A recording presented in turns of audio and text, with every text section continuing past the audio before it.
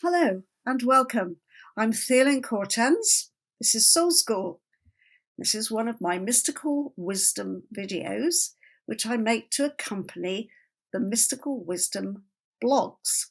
So there's something to read as well as something to watch.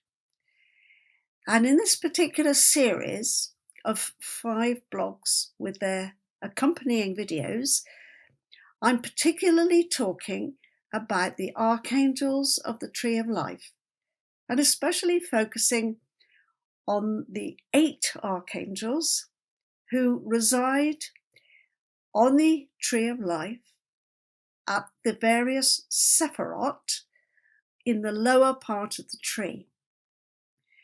And along with this video and the blog that goes with it, you can also follow a series of Signs and Wonders videos where I'm exploring each Archangel in more depth. So in this blog, I'm going to be talking about these 8 Archangels. And the way I start is to actually talk about just 7, because we find in Christian angelology that there are 7 archangels, and they're often depicted in church windows.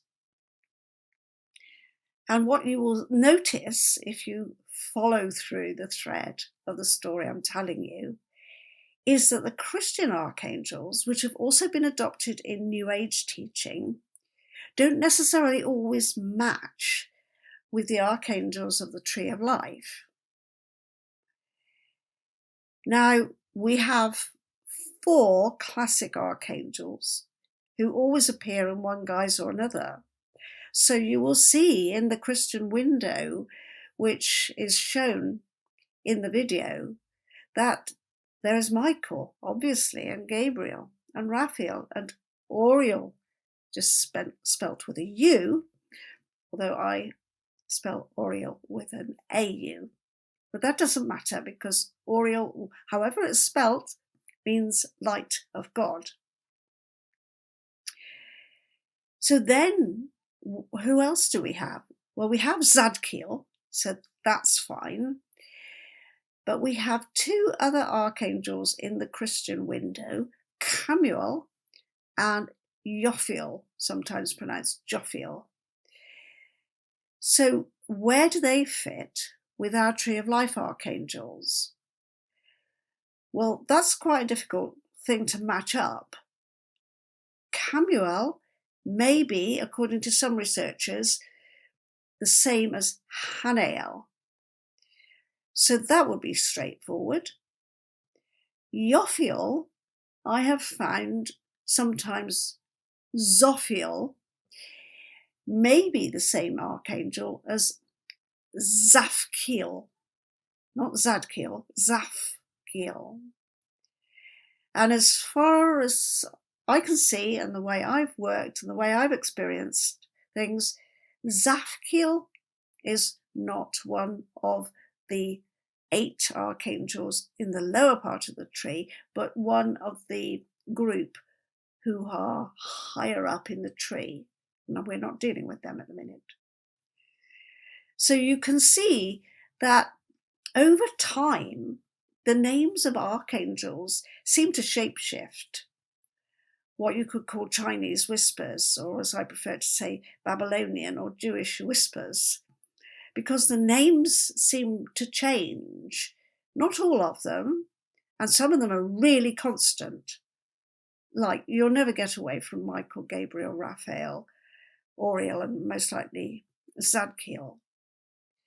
But it's certainly the case that the Christian angelology has got some subtle differences from earlier Jewish angelology. And whether that matters for you when you're working with them is a personal issue.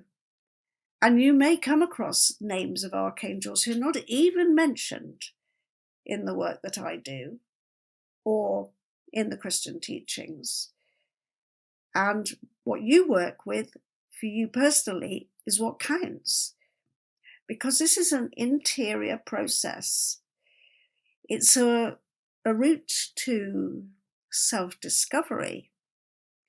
You may find yourself presented with a name, and that's happened to me, of an archangel, and you can't even find it in the book. What do I mean by the book? Well, that would be Gustav Davidson's Dictionary of Angels, which is one of the most complete and detailed pieces of research on this topic. It was written in the 1960s. So don't think that I'm telling you how it is with archangels. How could I? How could anybody? Just go on your own personal explorations and enjoy it. I do think that the map of the Tree of Life is very useful in this respect. And if you put various placements in and say, okay, this is a map and I'm going to assume that Michael is here, let me see what happens, then that's perhaps the best starting place. And as I say, over time, many people have recorded their experiences and they've had different opinions about the archangels.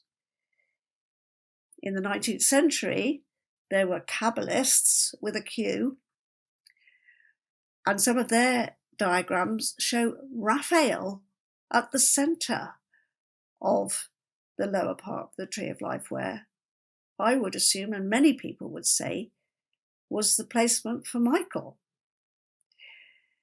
So experiment with it. Don't feel bound by old systems, but use old systems and use suggestions that I make to go on your journey of discovery and enjoy it, and keep a journal. And always address these processes as a sacred exploration, a divine reckoning. You are approaching something very deep and profound, and you need to honor that process. Whatever you want to do, light a candle, wear a shawl, make yourself an enclosure where you feel safe from intrusions so that you can delve deep. That's the idea here. Discovering the deep realms within, discovering the kingdom of heaven within. And I would welcome you on my course, Accessing Angelic Realms, if that's where you want to go.